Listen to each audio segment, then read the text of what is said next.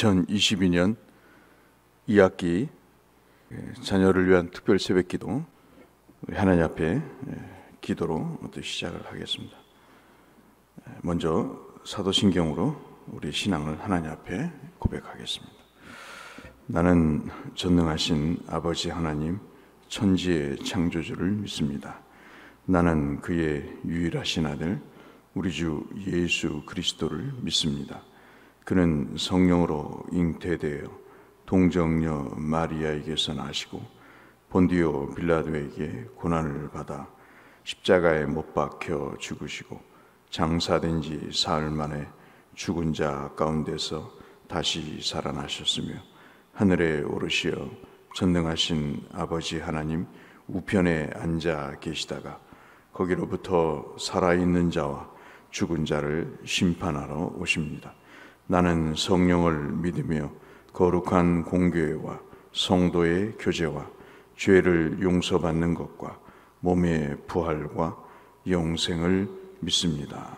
아멘. 찬송가 312장.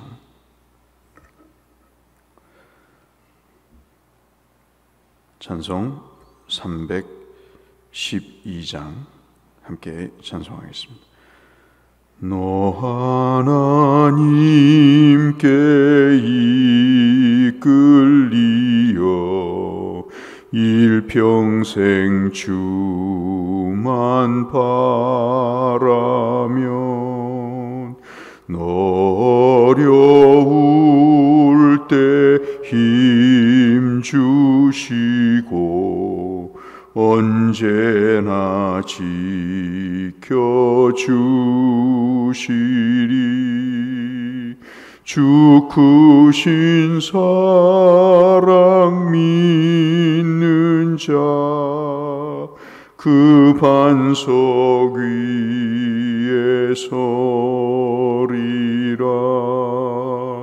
너 설레는 맘 가다듬고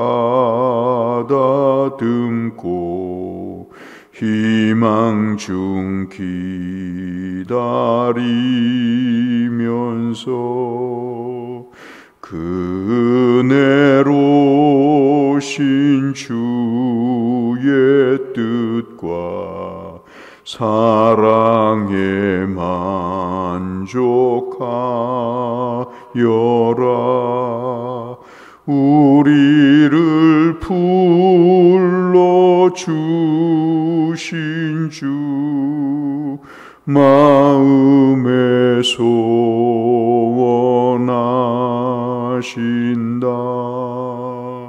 주 찬양하고 기도하며 내 본분 힘써 다하라. 주 약속하신 모든 은혜 내게서 이루어지리라. 참되고 의지하는 자 주께서 기억하시리.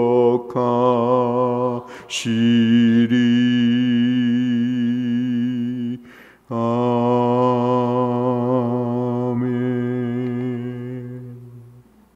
시편 86편 11절부터 17절. 여호와여 주의 도를 내게 가르치소서. 내가 주의 진리에 행하오리니 일심으로 주의 이름을 경외하게 하소서. 주 나의 하나님이여 내가 전심으로 주를 찬송하고 영원토록 주의 이름에 영광을 돌리오니 이는 내게 향하신 주의 인자하심이 크사 내 영혼을 깊은 수월에서 건지셨음이니이다. 하나님이여 교만한 자들이 일어나 나를 치고 포악한 자의 무리가 내 영혼을 찾아 싸우며 자기 앞에 주를 두지 아니하였나이다. 그러나 주여 주는 긍휼히 여기시며 은혜를 베푸시며 노하기를 더디하시며 인자와 진실이 풍성하신 하나님이시오니. 16절 17절 같이 읽겠습니다. 내게로 돌이키사 내게 은혜를 베푸소서. 주의 종에게 힘을 주시고 주의 여종의 아들을 구원하소서. 은총의 표적을 내게 보이소서. 그러면 나를 미워하는 그들이 보고 부끄러워하오리니 여호와여 주는 나를 돕고 위로하시는 이시니이다. 아멘. 사실 살면서 저도 미천한 나이입니다. 그리고 적은 경험을 갖고 있습니다만은 나이가 들수록 할 수 있는 일이라는 것은 자녀 농사를 잘 지으면 좋겠다 하는 거였습니다. 지금도 그 생각엔 변함이 없고 내게 주신 교우들과 그리고 자녀들을 잘 양육하면 내 본분을 다하는 것이 아닌가 하는 생각을 갖습니다. 아무리 논문을 쓰고 학회에다가 내용을 발표를 해도 그때뿐이죠.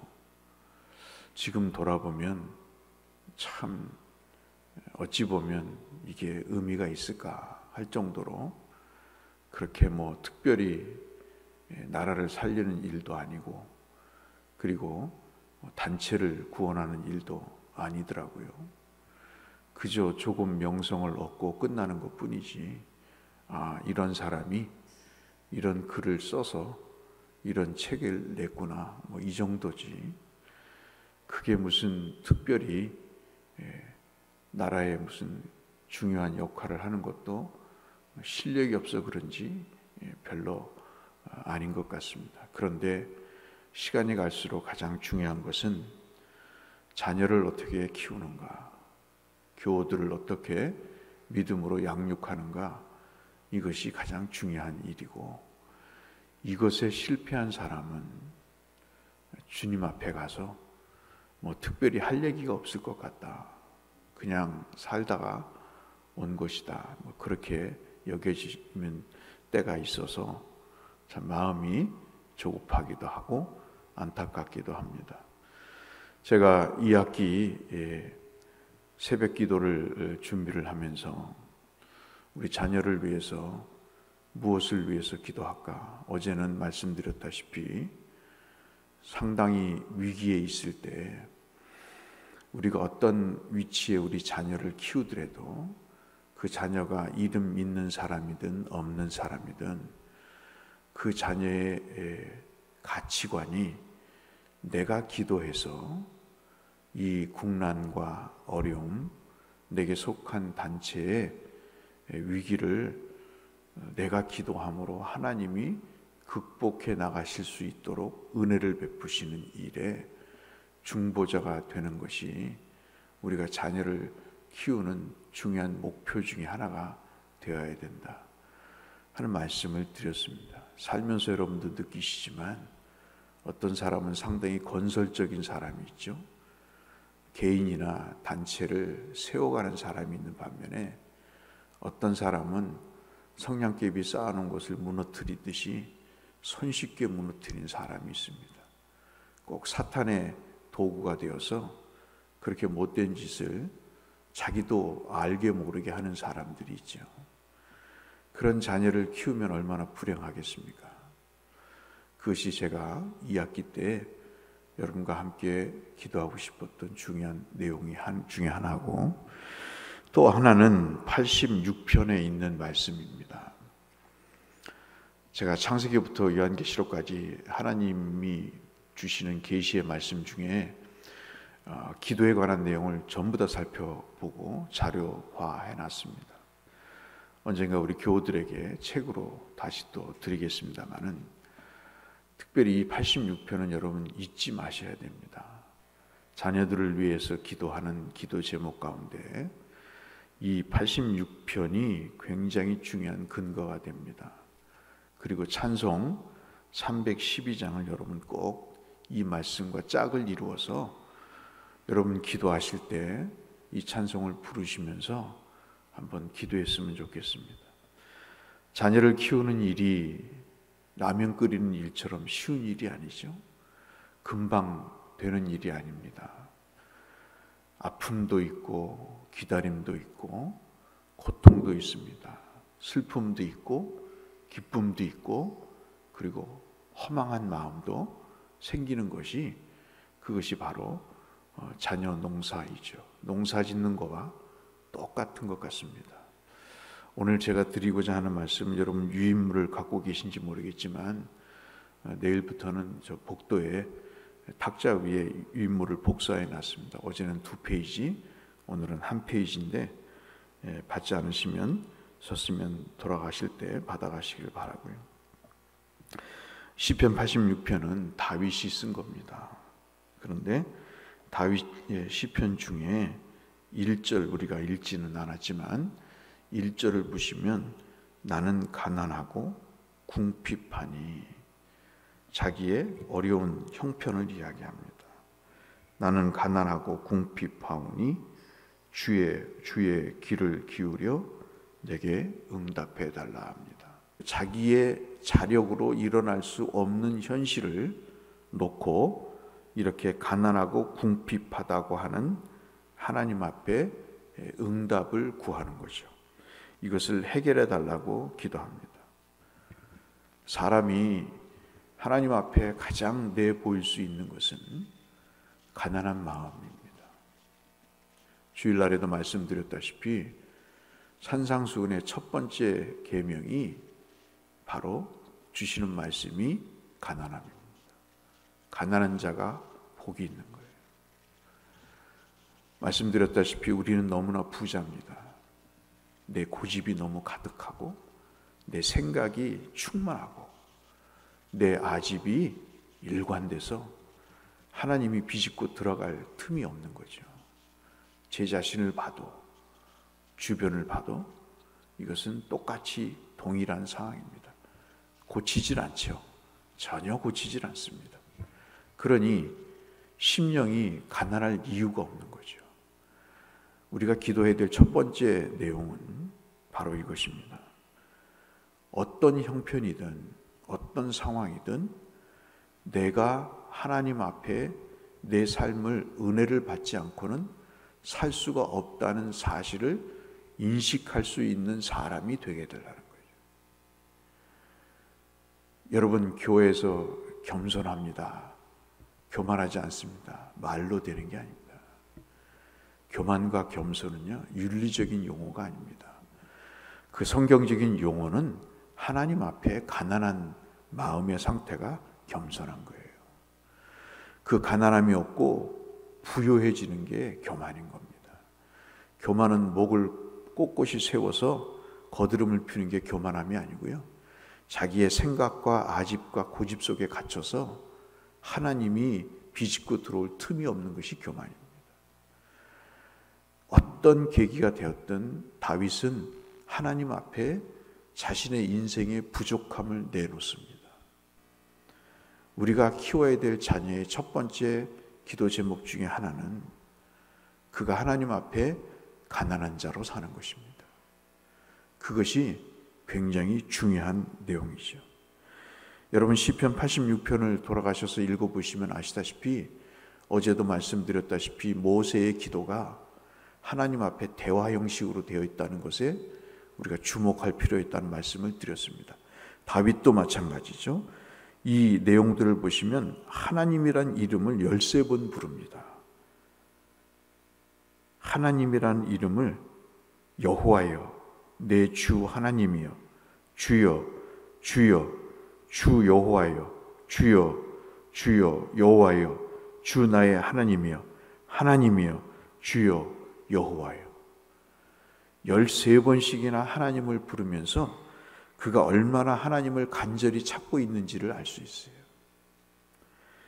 그리고 그가 하나님과 얼마나 굳건한 관계를 갖고 있는가를 알 수 있습니다. 가난할 때도 비참할 때도 왕이 되었을 때도 잘 나갈 때도 어려울 때도 그가 하나님을 찾는 것이 그에게는 삶 자체였습니다. 부모도 안 찾는데 하나님을 찾겠습니까? 라고 생각하지 마시고 우리가 소망을 갖고 기도하는 거죠. 이렇게 간절하고 하나님과 인격적인 관계가 될 수 있도록 우리가 자녀를 위해서 이 시간 부르짖는 것입니다. 그러면 하나님이 들으세요. 그것이 첫 번째고요. 두 번째는 1절에서 4절에, 특히 2절에서 4절의 말씀인데요. 현실적으로 가난하거나 병들었거나 어려움을 당하면요, 사람이 영혼에 영향을 미칩니다. 그러니까 우리가 배우자를 선택할 때도 상당히 신중해야 될 것 중에 하나가 뭐냐면, 신앙이 없는 것은 말할 것도 없고, 신앙이 있다 할지라도 그가 어려움에서 어떻게 극복을 했는가를 봐야 됩니다. 이 어려움이 육신적인 경제적인 어려움으로 끝나는 게 아니라 영적인 어려움으로 끝나기 때문에 그렇습니다. 사탄은 우리의 영혼을 파괴하는 게 목적이기 때문에 하나님을 향한 영혼을 원치 않기 때문에 육신의 아픔과 고통, 경제적인 어려움과 처참한 현실을 가지고 그가 하나님을 의지하지 못하도록 만드는 거죠. 다윗이 지금 그 얘기를 하고 있습니다. 2절 보실까요? 내 영혼을 보존하소서. 1절에 가난함을 이야기를 했습니다. 생명의 위협이든 자리의 위협이든 가난함을 이야기하죠. 그러면서 이야기하기를 내 영혼을 보존해달라, 그렇게 얘기를 합니다. 우리가 사실 기도가 여기까지 와야 되는 거죠. 어려움에 살 수 있습니다. 저도 어려웠고 여러분도 어려우실 수 있었잖아요. 부자로 살 수 있습니다. 그거는 괜찮아요. 그런데 부자로 살든 어려움에 처하든 자기가 원치 않는 또는 어떠한 형편에서든 상황이 자기의 영혼을 갉아먹게 해서는 안 된다는 거죠. 아이들이 경제적으로 어려워서 결혼 안 합니다. 인생을 비관해요. 교회 다니는 아이들도 이 생은 이렇게 살다가 갈 것이다 그래요. 이번 삶은 여기까지. 그것을 자주 섞인 이야기로 공공연하게 이야기하잖아요. 그러면 다음 생이 있습니까? 없는 거예요. 다시 환생하는 것은 없는 겁니다. 우리가 죽으면 하나님 앞에 영원한 심판을 받게 되는 것뿐이죠. 그렇기 때문에 신세를 한탄합니다. 이미 그 가난함이, 취업 못함이, 경제적으로 어려움이 그들의 영혼을 갉아먹고 있는 거예요. 근데 부모는 현실이 그런데 어떡하니? 네 잘못이 아니야. 이 정도죠. 그런데 어떤 부모가 돼야 되죠? 그 영혼이 소생되도록 기도하는 겁니다. 가난이 너의 잘못은 아니지만 가난이 너의 영혼을 갉아먹게 해서는 안 된다는 것이 부모의 가르침이어야 되는 거죠. 4절에도 보시면 내 영혼이 주를 우러러보나이다. 4절에도 주여 내 영혼을 기쁘게 해달라. 이가 생각하는 것은 원수들을 파멸시켜서 자기가 왕위로 다시 복직이 되고 그 살해 위협의 인간들이 눈에서 사라지는 게 목적이 아니고 지금 이런 어려운 형편과 상황 가운데서 그가 하나님 앞에 구하는 것은 자기의 영혼인 거예요. 세속적인 물질주의가 들어와서 돈 안 주면 자식 원망하고 유산 물려주지 않으면 부모 원망하는 게 현실입니다. 늘 교회 와서도 기도하는 게 돈 달라고, 건강하게 해달라고, 아무 일 없게 해달라고. 그 기도가 필요하죠. 그러나 더 중요한 것은 여러분 보세요. 멀쩡하게 살아있지만 그 사람이 살아있는 삶입니까? 그 영혼이 죽어있는데, 인간의 눈에 보기에도 보이는데 하나님 보시기에 얼마나 억장 무너지는 그런 모습이겠어요. 그러니 우리가 두 번째, 하나님 어떤 형편에 있든지 우리 자녀들이 자신의 영혼의 구원을 위해서 기도할 수 있는 사람이 되게 해달라. 그렇게 기도해 주시기를 부탁을 드립니다. 세 번째는 11절부터 17절 우리가 읽었던 내용입니다. 11절에 있는 말씀이죠. 주의 도, 주의 길을 가르쳐 달라 하는 것입니다. 사실 우리 지금 자녀들의 가장 어려움은 돈이 없는 것이 아닙니다. 그들이 못 먹어서가 아니에요. 인생의 갈피를 못 잡고 있는 거죠. 취업이 안 되고 결혼할 수도 없고, 그리고 이 생에는 완전히 끝났다고 생각을 하는 그 실패한 마음이 그들을 사로잡고 있는 것입니다. 어디로 갈지를 모르는 거죠. 그러니까 우리가 기도할 것은 주의 도, 주의 길을 그들에게 가르쳐 달라고 기도하는 것입니다. 여러분, 주일에 여러분의 자녀들이 어디에 있습니까? 여러분의 자녀들이 주일날 뭐 합니까? 기억하셔야 돼요. 그것을 놓고 우리가 기도를 해야 됩니다. 다윗은 자기가 이러한 길을 가도록 하나님 앞에 찬송과 영광을 돌릴 수 있는 사람이 되게 해달라고 기도하고 12절, 13절에 그렇게 말씀합니다. 은혜를 베풀어 달라고 기도를 합니다. 가장 중요한 것은 11절의 말씀이죠. 주의 길과 주의 도를 알려달라. 그렇게 이야기를 하고 있습니다. 오늘은 세 가지 말씀을 드렸습니다. 하나는 내 영혼이 하나님 앞에 간절한 자가 되게 해달라. 하나님과 인격적인 관계를 참으로 친밀하게 맺게 해달라. 13번이나 하나님의 이름을 부르는 다윗처럼 삶을 살게 해달라. 두 번째는 자기의 영혼을 위해서 기도할 수 있는 사람이 되게 해달라.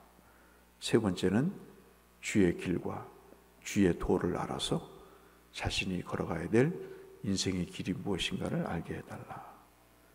위해서 기도했으면 좋겠습니다. 기승전결이라는 농담을 아이들이 하죠. 이 사람은 처음부터 끝까지 다 하나님이었습니다. 인생의 결론이 하나님이었습니다.